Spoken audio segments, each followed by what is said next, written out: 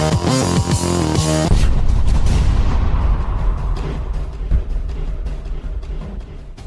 fans, I'm Peter back with another review. Today we're taking a look at set 75402, the ARC-170 Starfighter. Came out earlier this year and it comes with 497 pieces with 4 minifigures.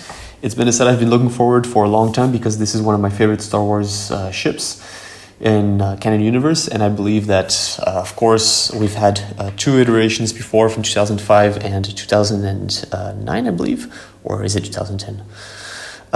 Can't remember, but the point is that we've had 2 beautiful sets in the past that came with amazing minifigures. The sets and the build were really good, and of course I had to pick this one up. There's been a couple of criticism, but there has also been some positive comments on it, so let's take a look at this set. Starting off with the minifigures, we get 4 minifigures.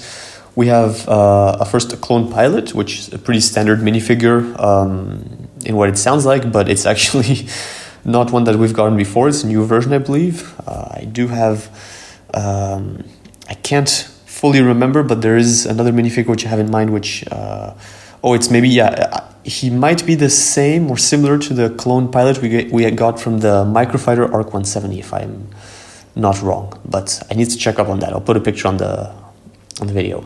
But anyways, he comes with the helmet with the red and yellow markings. Removing the helmet, he has a nice face print with the visor printed on the face. And then I would say generic torso and leg printing for this minifigure. He also has the classic back print for the pilots with the strap. Then we have Clone Pilot Jack. So this is a minifigure we have had in the past in the previous ARC-170, and he's been improved. So he gets the same I believe torso print and leg print as the clone pilot, but the difference here is all in the helmet. Blue helmet, which has an impressive amount of detailing, blue with a little bit of black. Almost could be used as a sample for the 501st clone pilots, but yeah. So he's a really great improvement on the previous version we had. I don't have him right here to compare, but I will put a picture. And last but not least, for the clone pilots, we have Oddball. So this is a famous character that we've had across the entire Clone Wars series. And I believe, if I'm not wrong, he is mentioned in Star Wars Episode 3 at the beginning. So he's both canon in Clone Wars and in Episode 3. So very fun minifigure to have. I can't recall if the helmet is accurate or not to the last time we saw him, but in any ways, it's nice that LEGO took the time to give us 3 pilots this time, which they haven't done since the first version, and they took the opportunity to bring back 2 named clone pilots so that we don't have just 3 generic pilots, which is nice. We also get R4P44, which was in the Kit Fisto version of the ARC-170, and he's pretty generic astromech droid, so always nice to have one, especially when he has to come with the set. Moving forward from the minifigures, we have the ARC-170 itself. Once again, I don't have my other sets to compare, but it is quite smaller than the previous versions, which is good and bad.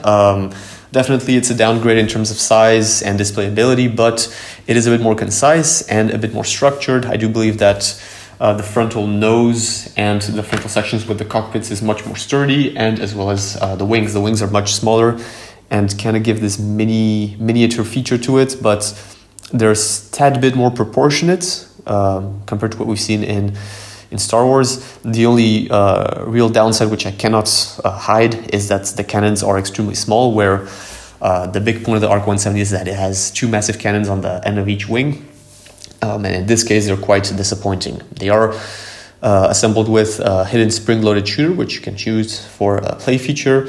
Otherwise, as you can see, you can put the figures in the cockpit. R4P44 has his little designated space between the back pilot and the commanding pilot. I believe the front pilot is the shooter, but I can't be sure. Apart from that, there's also at the back a little bit of playability on the back turret. And the main fun feature is moving this hidden feature. Technical feature where you just shoot that on one side and it opens the wings. The wings don't open as much as they used to. You can't really measure how much you open the wings, but at least they're open to a proportionate angle on each side, which was kind of the issue on the previous ARC-170s. Is you had to measure if you thought that it was opened correctly on both sides. It's a pretty cool, fun feature because it removes it's not stickers, the elastics, the elastic things that we had before, the rubber pieces, which broke over time and didn't last very long. So aside from that, there's not much more play features. It's really it has a great grip on the lower end, so you can really just fly it around, and it's easy to just open and close the wings with one hand as you're flying the ship around. So it's really improved in terms of playability and displayability. I think everybody's going to enjoy this set as much, LEGO fans as much as kids, and that's really nice because the previous ARC-170s were a bit easy to break, and I think more oriented towards the adult fans. This one has much more sturdiness. It's not going to break the first time you play with it, and it has the basic play features which you expect from this set. A couple of stickers around the set, and yeah, that's as much as I have to say about it.